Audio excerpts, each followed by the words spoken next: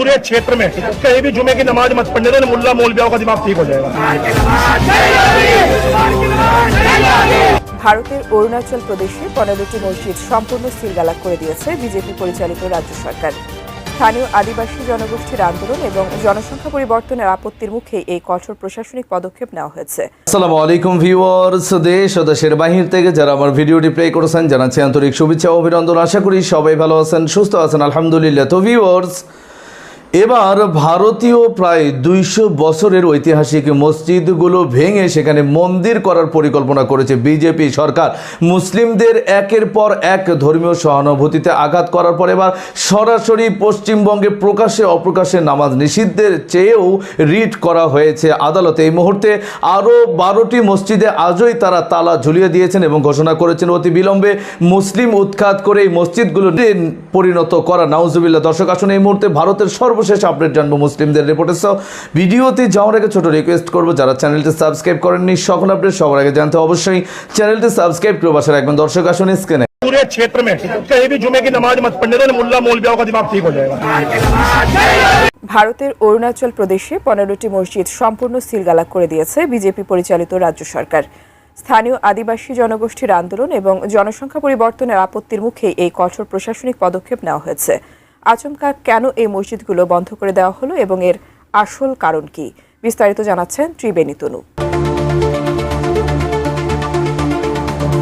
অবৈধ বসতি স্থাপন ও অননুমোদিত ধর্মীয় স্থাপনা তৈরির অভিযোগে ভারতের অরুণাচল প্রদেশের ইটানগর রাজধানী অঞ্চলে 15টি মসজিদ সম্পূর্ণ সিলগালা করে দিয়েছে রাজ্য প্রশাসন। ভারতীয় সংবাদ মাধ্যম এনডিটিভি জানায়, Arunachal Pradesh indigenous youth organisation নামের একটি স্থানীয় আদিবাসী যুব সংগঠনের দীর্ঘ আন্দোলনের পর এই সিদ্ধান্ত নেওয়া হয়েছে। এই উচ্ছেদ ও অনুপ্রবেশ বন্ধের দাবিতে আন্দোলনকারীরা হরতালও পালন করেছিল। অরুণাচল প্রদেশ সরকারের পক্ষ থেকে জানানো হয়েছে, চলতি বছরের জানুয়ারি মাসে মুখ্যমন্ত্রী পেমা খান্ডুর সঙ্গে এপিআইওয়াইও প্রতিনিধিদের এক বৈঠকে বিষয়টি সামনে আসে। ওই বৈঠকের পর মুখ্যমন্ত্রী জেলা প্রশাসনকে রাজধানী এলাকায় প্রয়োজনীয় অনুমতি ছাড়া তৈরি হওয়া সমস্ত ধর্মীয় স্থাপনা খুঁজে বের করার নির্দেশ দেন। এরপরই সরকারি জরিপের মাধ্যমে 15টি অননুমোদিত মসজিদের অস্তিত্ব শনাক্ত করা হয়।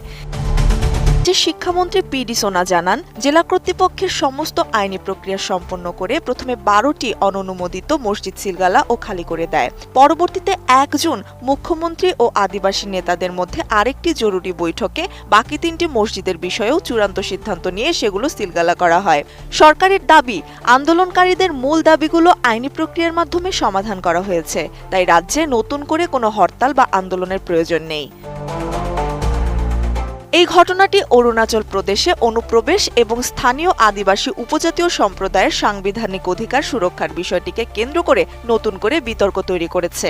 রাজ্যের বিজেপি মুখ্যমন্ত্রী পেমা খান্ডু আদিবাসী সম্প্রদায়ের সাংস্কৃতিক ঐতিহ্য ও অভ্যন্তরীণ নিরাপত্তা রক্ষার প্রতিশ্রুতি দিয়ে বলেছেন, এটি কেবল অরুণাচলের একার নয়, বরং সীমান্ত ব্যবস্থাপনা ও জাতীয় সুরক্ষার সঙ্গে জড়িত একটি বড় বিষয়। একই সাথে রাজ্যে প্রবেশাধিকারের বিশেষ ব্যবস্থা ও ইনার লাইন পারমিট কঠোরভাবে নিয়ন্ত্রণের জন্য একটি আলাদা সরকারি বিভাগ গঠনের সিদ্ধান্ত নিয়েছে প্রশাসন। উত্তরাখণ্ডে কট্টরপন্থী হিন্দুত্ববাদী সংগঠন হিন্দু রক্ষা দল রাজ্যে নামাজ পড়া সম্পূর্ণ নিষিদ্ধ করার দাবি তুলেছে। দলটির শীর্ষ নেতা মুসলিম সম্প্রদায়কে মসজিদ বয়কট করার চরম হুঁশিয়ারি দেওয়ায় অঞ্চলটিতে তীব্র রাজনৈতিক ও সাম্প্রদায়িক উত্তেজনা দেখা দিয়েছে। ভারতের উত্তরপ্রদেশের গাজিয়াবাদে এক হিন্দু ছাত্র খুনের অভিযোগ এনে উত্তরাখণ্ডে নতুন করে সাম্প্রদায়িক সম্প্রীতি বিনষ্ট করছে হিন্দু রক্ষা দল। সামাজিক যোগাযোগ মাধ্যমে সম্প্রতি একটি ভিডিও ব্যাপকভাবে ছড়িয়ে পড়েছে, যেখানে উত্তরাখণ্ড হিন্দু রক্ষা দলের রাজ্য সভাপতি ললিত শর্মাকে একদল যুবকের বিক্ষোভ সমাবেশে নেতৃত্ব দিতে দেখা যাচ্ছে। তিনি স্পষ্ট ভাষায় হুমকি দিয়ে বলেন, তিনি তার এলাকায় জুম্মার নামাজ বা অন্য কোনো নামাজ পড়তে দেবেন না। সাংবাদিকদের সাথে আলাপকালে ললিত শর্মা অত্যন্ত আপত্তিকর ও কঠোর ভাষা ব্যবহার করেন। তিনি ক্ষোভ প্রকাশ করে বলেন, গাজিয়াবাদ পুলিশের উচিত ছিল ওই মুসলিমের পুরো পরিবারকে এনকাউন্টারে মেরে ফেলা, কিন্তু তিনি বলেন যে মা তাকে জন্ম দিয়েছে তাকেও এনকাউন্টার করা উচিত ছিল। ললিত শর্মার এমন উগ্র ও উস্কানিমূলক বক্তব্য এবারই প্রথম নয়। এর আগে চলতি বছরের মার্চ মাসে দিল্লির উত্তম নগরে এক হিন্দু যুবকের হত্যাকাণ্ডকে কেন্দ্র করে এক মুসলিম নারীর গায়ে জল ভর্তি বেলুন ছুঁড়ে মারার ঘটনা থেকে সেই বিবাদের সূত্রপাত হয়। সেই সময়ও ললিত শর্মা উত্তম নগর পরিদর্শনে গিয়ে একই রকম হুমকি দিয়েছিলেন এবং সেখানে ঈদ উদযাপন করতে না দেওয়ার ঘোষণা দিয়ে বলেছিলেন প্রয়োজনে রক্ত দিয়ে হোলি খেলা হবে। গাজিয়াবাদের ছাত্র খুনের ঘটনার পর পুলিশের তাৎক্ষণিক ব্যবস্থা নেওয়া সত্ত্বেও কট্টরপন্থী দলগুলোর এই উগ্র অবস্থান উত্তরাখণ্ড ও উত্তরপ্রদেশের সীমান্তবর্তী এলাকায় তীব্র সামাজিক মেরুকরণ ও নিরাপত্তাহীনতা তৈরি করছে বলে মনে করছেন বিশ্লেষকরা। এছাড়া একটি সুনির্দিষ্ট অপরাধকে কেন্দ্র করে পুরো সম্প্রদায়ের ধর্মীয় স্বাধীনতায় হস্তক্ষেপ বা নামাজ নিষিদ্ধ করার দাবি ভারতের সংবিধানের ধারা 25 ধর্মীয় স্বাধীনতা এবং মৌলিক নাগরিক অধিকারের পরিপন্থী। দর্শক, স্ক্রিনে আমরা এই সম্পর্কে বিস্তারিত জানলাম। এই বিষয়ে আপনাদের মতামত কমেন্টে জানাবেন। কেউ ভিডিওটি স্কিপ করবেন না। এই বিজেপির বিরুদ্ধে এবার শুধু মুসলিমেরাই নয়, বরং হিন্দুত্ববাদীরাও ব্যাপকভাবে বিক্ষুব্ধতা প্রকাশ করেছে। শুভেন্দু সহ নরেন্দ্র মোদীর পদত্যাগ চেয়েই বিভিন্ন রাজ্যে এখন ধীরে ধীরে আন্দোলন যেন জটলা পাকাচ্ছে। দর্শক, আরো বিস্তারিত তথ্য জানবো আমরা রিপোর্টে। ভারতের সাথে যুদ্ধ নয়, ভারতের সাথে ফেয়ার শেয়ার এই সম্পর্ক প্রতিষ্ঠা করতে হবে। এর বিকল্প বাংলাদেশে নেই। এবং আমি আবারও বলছি, আমি রিসার্চ করে দেখেছি ভারতের, আমি মানে যেহেতু ফরেন পলিসি নিয়ে আমি সারাদিন লেগে থাকি, আমি আবার বলেছি ভারত বাংলাদেশকে কিয়ামত পর্যন্ত বন্ধু হিসেবে নেবে না। That is the bottom line. This is a national policy. বাংলাদেশকে দাবিয়ে রাখতে হবে, নাহলে তাদের সেভেন সিস্টার তারা হাতছাড়া হয়ে যায়। আর আমরা মুসলিম, এবং সবচেয়ে বড় দুর্ভাগ্য আমরা যে আমরা মুসলিম এবং ভারতের প্রতিবেশী আমরা।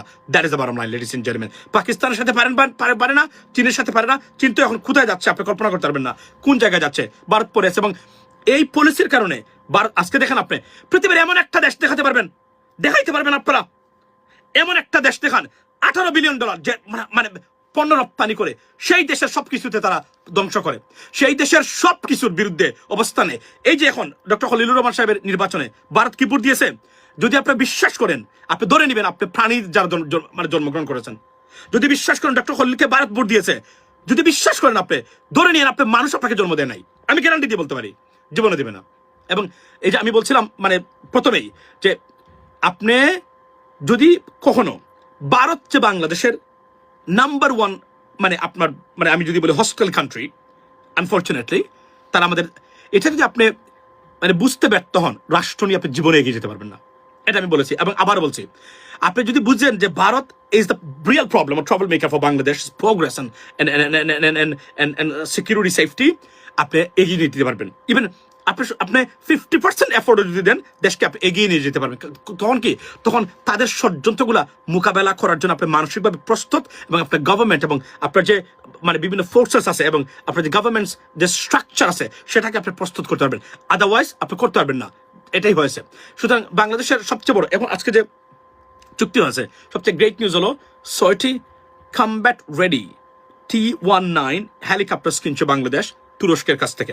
আমি আপনাকে বলি, এবং ড্রোন ফ্যাক্টরি বাংলাদেশে স্থাপনের জন্য তুরস্কের সাথে MOU বা মেমোরেন্ডাম অফ আন্ডারস্ট্যান্ডিং স্বাক্ষরিত হয়েছে আজকে। লেডিস এন্ড জেন্টলম্যান, ঠিক আছে, আপনারা কি একটা সত্য কথা জানেন?